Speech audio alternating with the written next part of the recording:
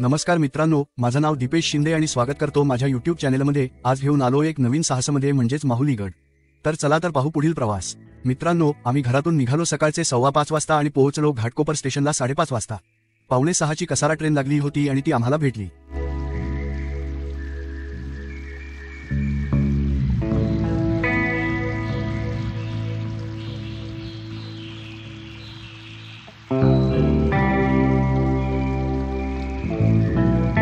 एका तासाच्या प्रवासानंतर आम्ही आसनगाव स्टेशनजवळ 7 वाजता पोहोचलो। एकदा तुम्ही आसनगाव स्टेशनजवळ पोहोचलात तर तुम्हाला पूर्व दिशा म्हणजेच ईस्टच्या दिशेने जायचं आहे आणि तिकडे तुम्हाला रिक्षा स्टँड लागेल। तिथे तुम्हाला खर्च किती होईल याचा एक बोर्ड दिसेल। तुम्हाला माहुली गडाकडे जाण्यासाठी 250 रुपये 3 ते 4 जणांचे मिळून होतात। चला तर मग आम्ही निघालो रिक्षाने माहुली गडाकडे। आसनगाव ते माहुली गडाकडचे अंतर सुमारे 7 किलोमीटर आहे। आम्ही पोहोचलो बरोबर 7:30 वाजता आणि आम्हाला लागली होती भूक। तर तुम्हाला उजव्या बाजूला एक ढाबा दिसेल, तिकडे तुम्हाला स्नॅक्स, नाश्ता, चहा व कॉफी मिळेल। नाश्त्यामध्ये तुम्हाला स्वादिष्ट आणि चवीदार असे कांदे पोहे आणि वडापाव मिळतील। कांदे पोह्याची किंमत 20 रुपये आणि वडापावची किंमत 15 रुपये आहे।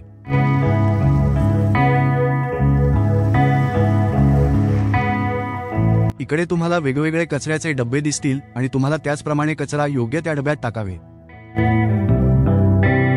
तसेच माहुली गडाकडे जाण्यासाठी तुम्हाला अगोदर तिकीट काढावी लागते। तिकिटाची किंमत एका व्यक्तीचे 30 रुपये आहे। आता आमचा नाश्ता झाला आणि आम्ही निघालो गडाकडे। बरोबर 8 वाजले होते आणि आमची गडाकडे जाण्याची सुरुवात झाली। चला तर मग बघूया मित्रांनो गडाकडची माहिती। तिकीट काढून झाली आणि आम्हाला 2 मित्र भेटले। त्यांनी आम्हाला गडाकडची वाट दाखवली, ती अगदी शेवटपर्यंत। माहुलीगड हा भारताच्या महाराष्ट्र राज्यातील एक किल्ला आहे। भारत सरकारने या किल्ल्याला दिनांक 19 मार्च 1910 रोजी महाराष्ट्रातील राष्ट्रीय संरक्षित स्मारक म्हणून घोषित केलेले आहे। आसनगाव या रेल्वे स्थानकापासून हा किल्ला 7 किलोमीटर अंतरावर आहे। या किल्ल्यावर छत्रपती शिवाजी महाराजांचे बराच काळ वास्तव्य होते असे सांगितले जाते। किल्ल्याजवळून भारंगी नदी वाहते। ही नदी भातसई नदीची उपनदी आहे।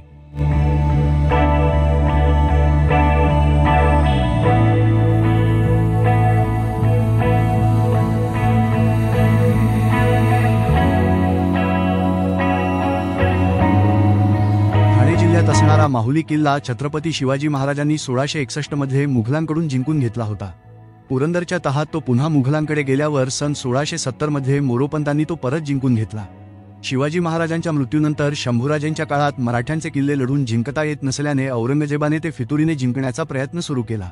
माहुली किल्ला फितुरीने घेण्यासाठी मुघल सरदार मातबर खान याने माहुलीचा किल्लेदार द्वाराकोजी याचे मन वळवण्यासाठी नरसू महाडिक याला मध्यस्थ नेमले।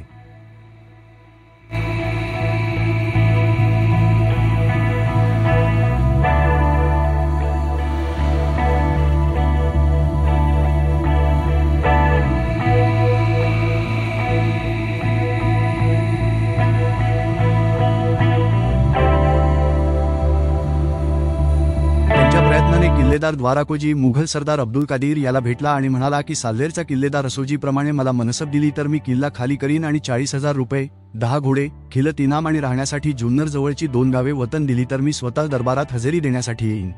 माहुलीचा किल्लेदार द्वाराकोजी अब्दुल कादीराला भेटला। ती तारीख होती 21 ऑगस्ट 1688।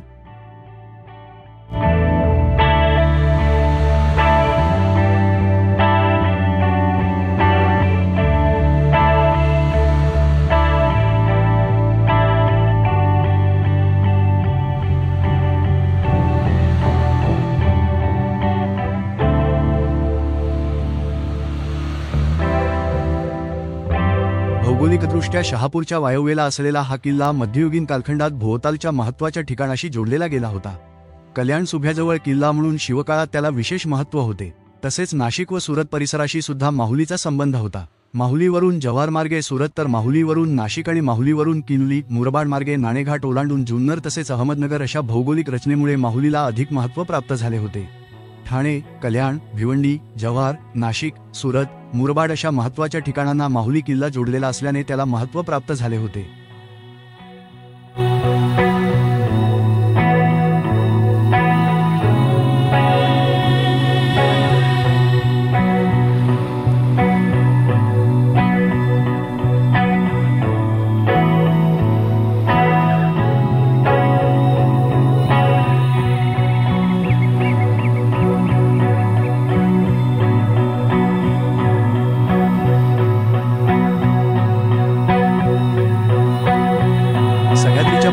रंगांमध्ये येणारा आणि अग्निजन्य खडकापासून बनलेला हा किल्ला एक दुर्गत्रिकूट आहे. माहुली, भंडारगड आणि पळसगड मिळून हा किल्ला तयार झाला आहे. त्यामुळे या किल्ल्याची रचना 3 वेगवेगळ्या भागांनी बनलेली आहे. मध्यभागी माहुली, उत्तरेस पळसगड आणि दक्षिणेस भंडारगड अशा दुर्गत्रिकुटाचा एक दुर्ग बनलेला असून त्यातील माहुली हा मोठा किल्ला आहे.